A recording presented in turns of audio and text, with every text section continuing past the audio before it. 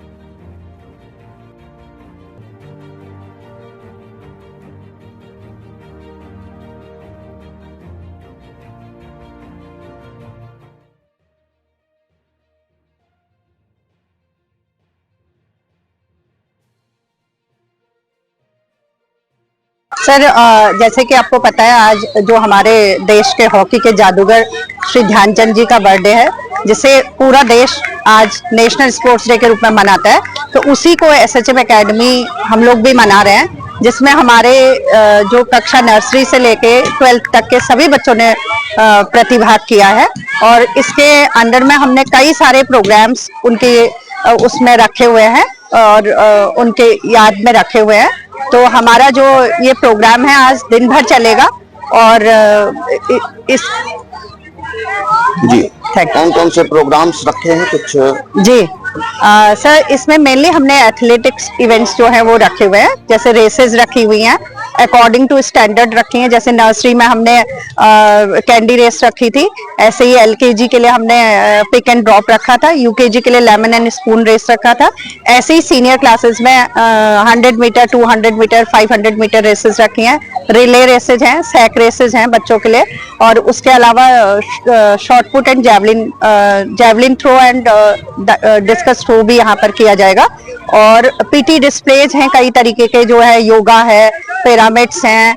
और उसके अलावा हमारा जो कई सारी पीटी डिस्प्लेज भी हमने यहाँ पे रखे हुए हैं। एक हमने स्पेशल प्रोग्राम रखा है, गर्ल्स सेफ्टी पे भी एक प्रोग्राम रखा हुआ है, जिसमें लड़कियां किस तरीके से अपनी सेफ्टी कर सकती हैं, वो सारे प्रोग्राम्स हमने यहाँ पे रखे हुए हैं। कुछ अपनी एकेडमी के बारे में, एसएचएम एकेडमी के बारे में बताएं। सर, जैसे कि आप जानते हैं, एसएचएम एकेडमी जो है एक बहुत अच्छा काम यहाँ पे कर रहा है। क्योंकि किसी भी अगर आप किसी भी तरीके से देखें तो जो जीवन में हमारी शिक्षा का महत्व है वो बहुत बड़ा है। क्योंकि शिक्षा ही मनुष्य को मनुष्य बनाती है। और आज के दिन में जो मनुष्य है उसकी कितनी इम्पोर्टेंस है आप भी समझते होंगे। क्योंकि अधिकतर हम लोग डॉक्टर, इंजीनियर, आईएएस, पीसीएस बनाना चाहते हैं, लेकिन कहीं ना कहीं वो ह्यूमैनिटी को, इंसानियत को हम छोड़ देते हैं। तो हमारा मेन एम है कि अच्छे इंसान बनके, यहाँ से अच्छे नागरिक बनके हमारे बच्चे निकले और देश के विभिन्न जो जगह पर वो जाएं और अपना एक मुकाम हासिल करें। धन्यवाद। Ma'am, one question. There are lots of private schools, not only English medium, but also private schools and government.